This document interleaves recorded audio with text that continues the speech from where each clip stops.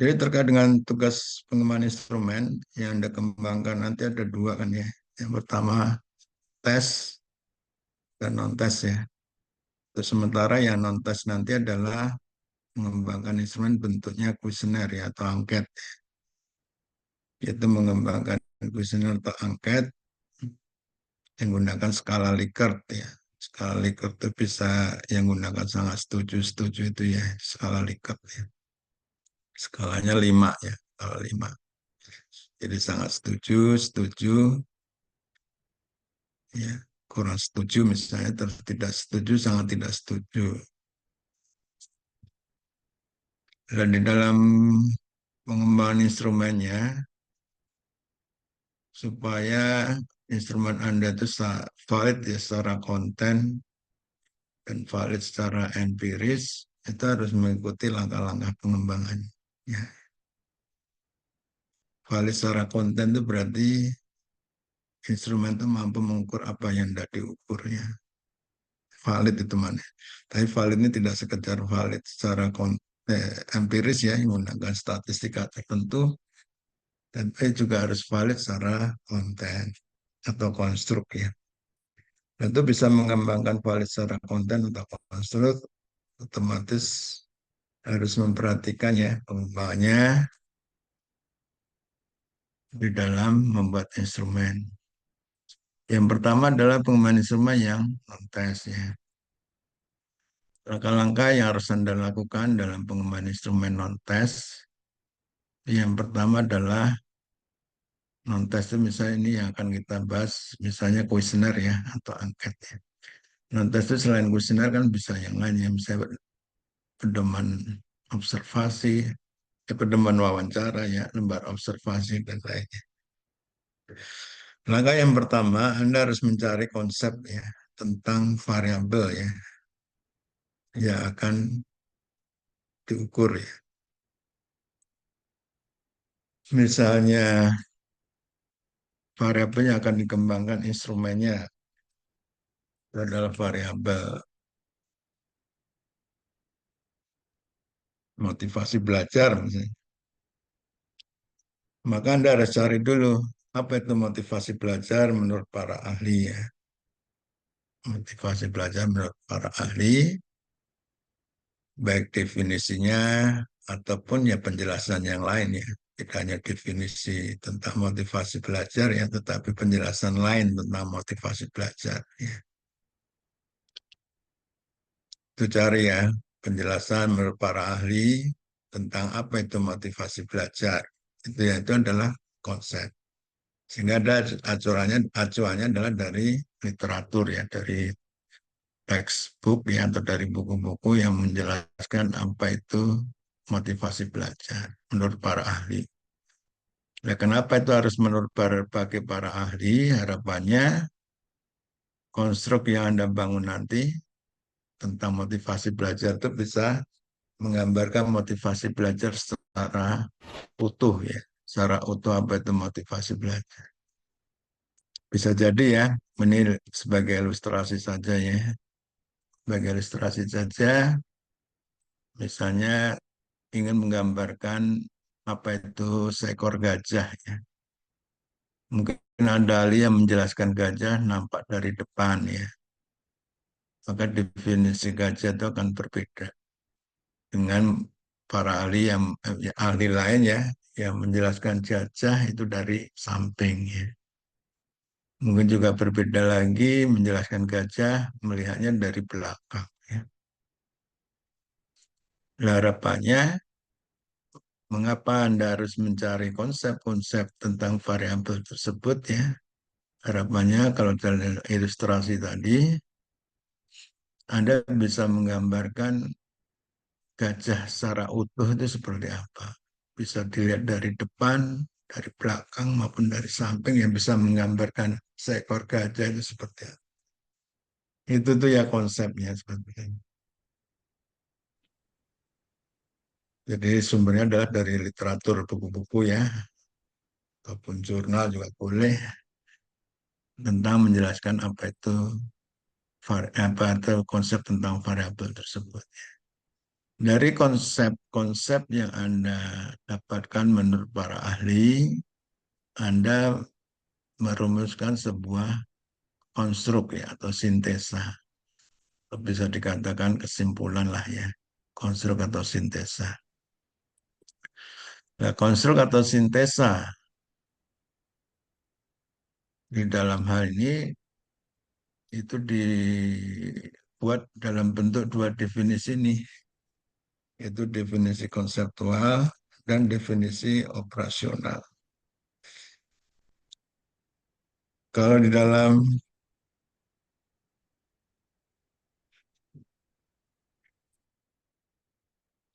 kalau di dalam skripsi ya, dalam skripsi Anda nanti konsep ini bisa dijelaskan di bab 2 ya. Dijelaskan di bab 2. Sedangkan di dalam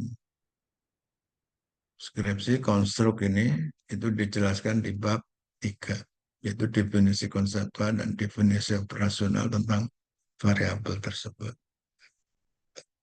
Nah, definisi konseptual itu menjelaskan ya, menjelaskan atau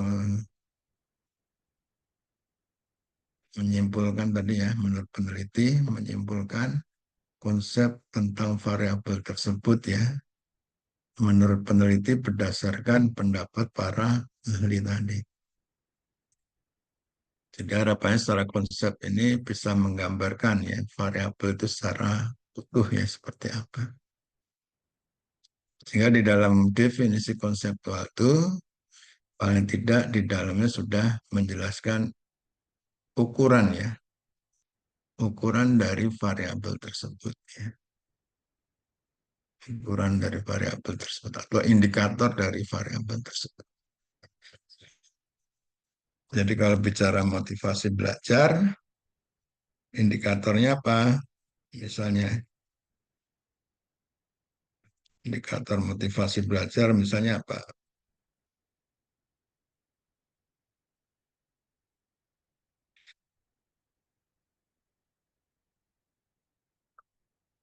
Misalnya apa? Indikatornya misalnya keinginan ya, keinginan untuk berhasil atau bisa juga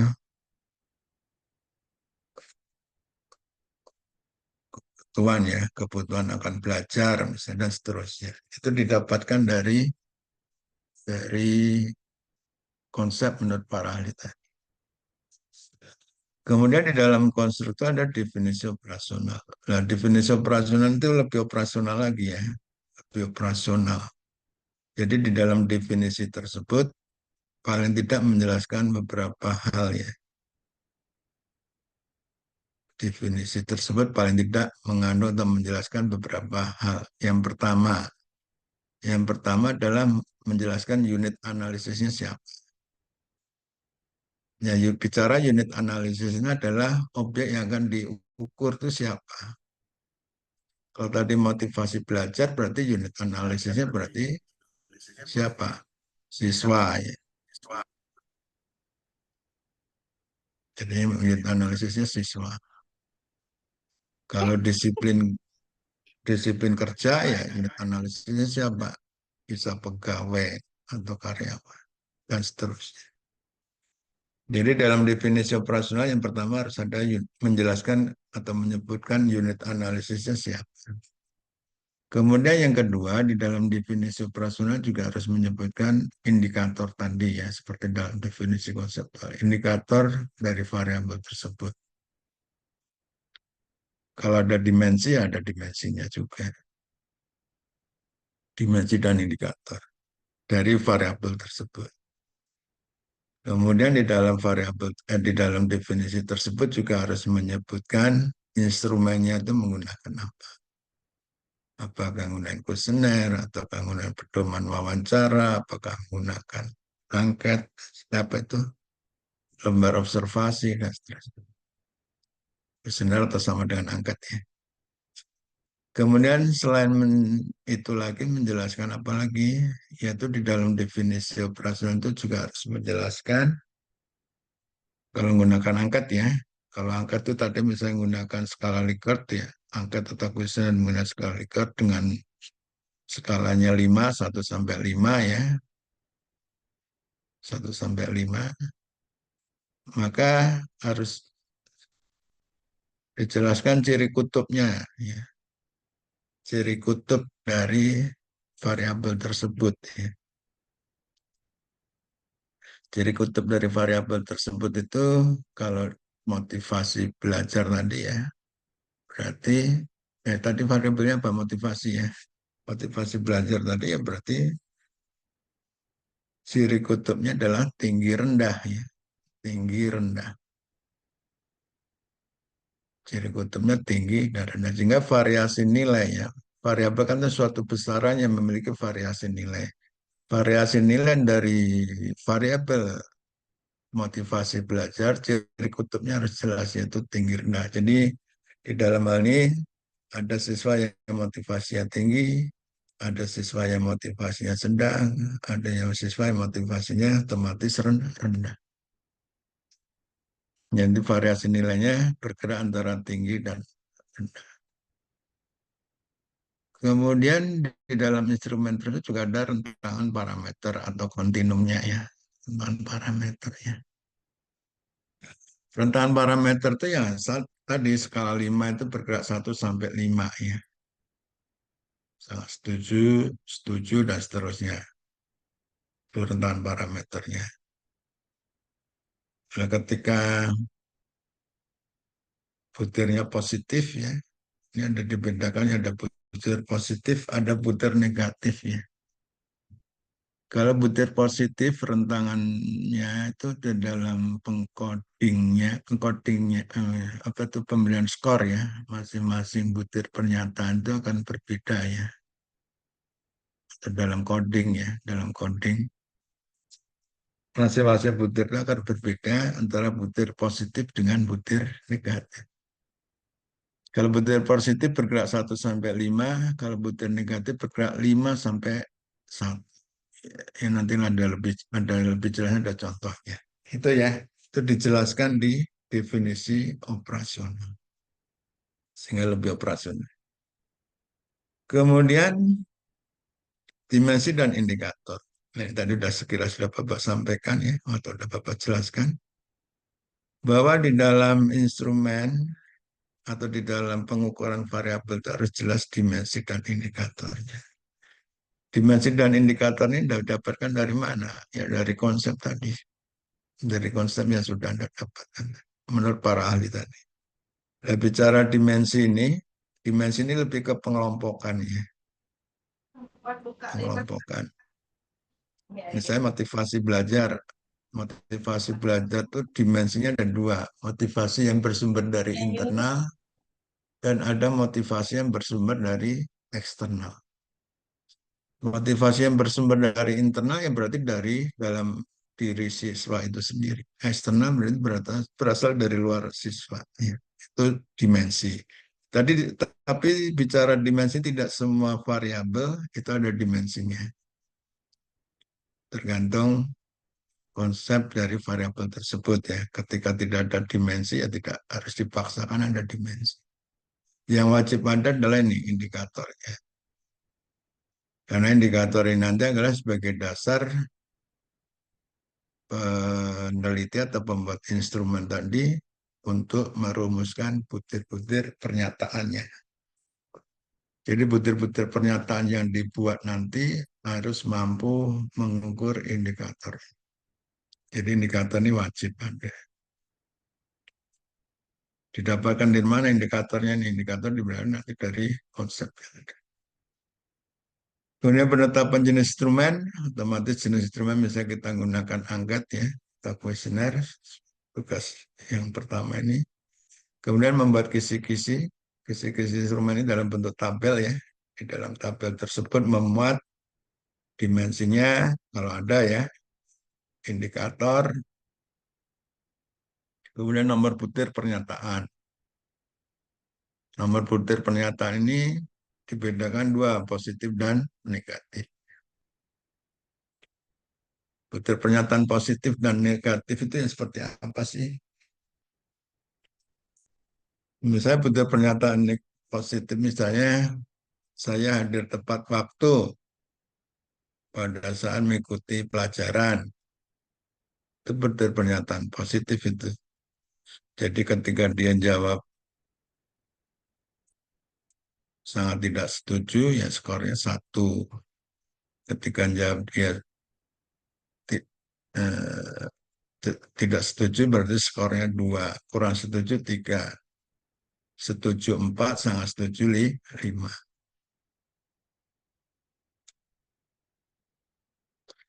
Tapi ketika butir pernyataannya negatif, misalnya butir pernyataan negatif itu,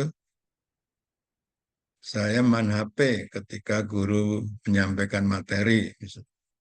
Saya memainkan HP ketika guru menyampaikan materi. Atau saya sibuk dengan sendiri, saya sibuk dengan aktivitas lain ya, ketika guru menyampaikan materi. Maka itu butir negatif itu.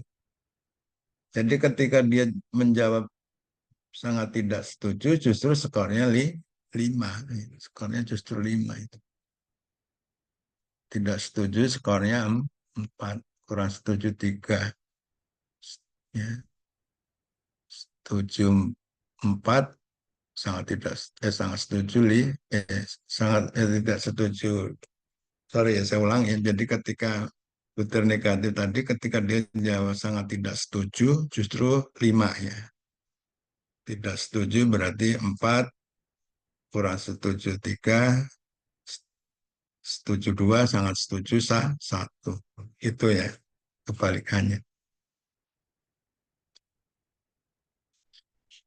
Kemudian membuat kisi-kisi udah, rentangan parameter tadi udah Bapak jelaskan ya. Menetapkan rentangan parameter tadi, yang 1, 2, 3, 4, 5 tadi ya. Kemudian ciri kutub itu yang berarti ciri kutubnya tadi tinggi rendah atau positif negatif ya, atau kondusif tidak kondusif dan seterusnya tergantung variabelnya ya. Kemudian dari kisi-kisi tadi kemudian menulis butir instrumennya. Dan tugas Anda nanti sampai nomor 8 ini dulu untuk mengembangkan instrumen yang non-test tadi.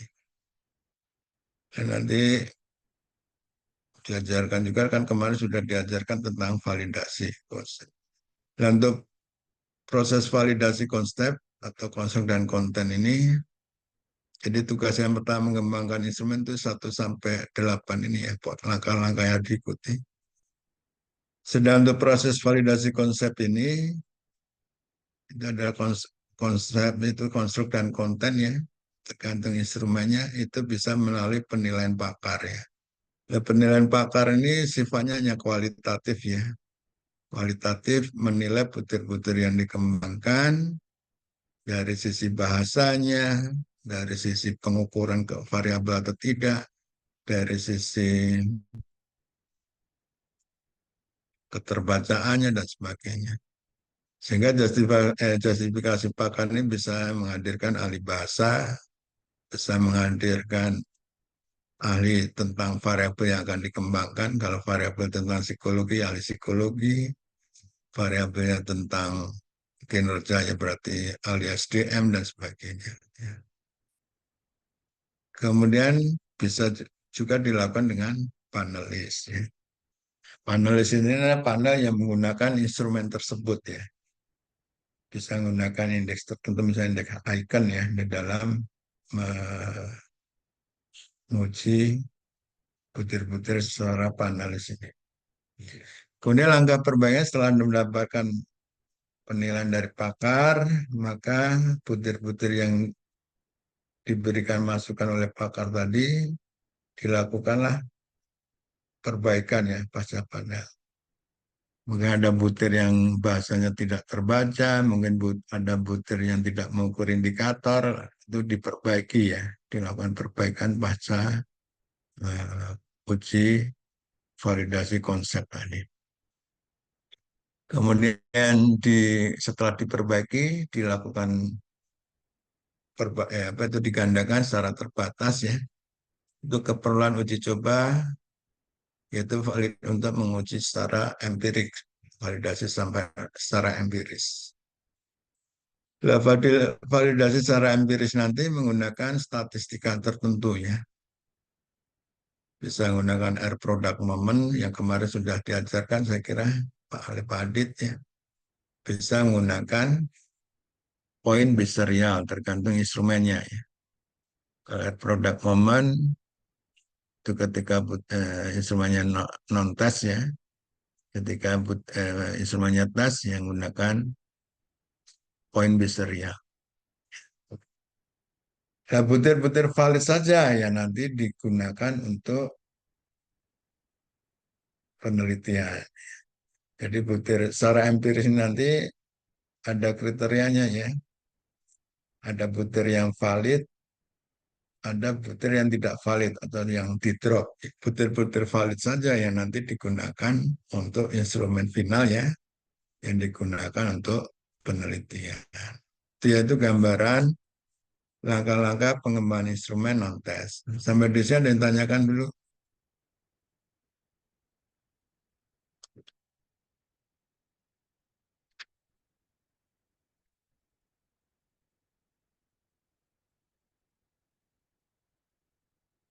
Ada pertanyaan nggak?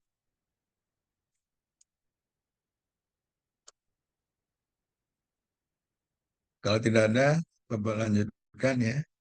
Sehingga contoh ya pengembangan instrumen non-test itu yang misalnya bentuknya tadi kuesioner ya, itu contohnya seperti ini nih. Ya misalnya instrumennya mengukur variabel efikasi diri ya, mengukur variabel jadi kuesioner untuk mengukur variabel efikasi diri. Maka Anda yang pertama jelaskan secara konseptual dulu, deskripsi konseptual tentang variabel tersebut menurut para ahli ya, menurut para ahli. Ya, bisa di sini menurut para ahli ya, ada menurut Face, ada menurut Faceit, ada menurut Bandura dan sebagainya.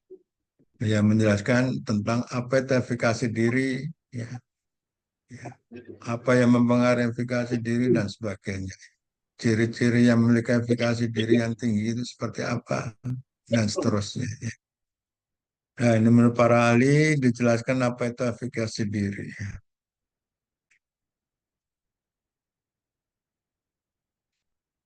Ya, cuma nanti Anda tidak menggunakan catatan kaki ya, tetapi dengan body note ya. Jadi kutipannya dalam naskah ya, bukan di bawah ini. Menggunakan Mendeley ya, Mendeley. Kemudian yang kedua membuat konstruk ya, dan kisi-kisi instrumen.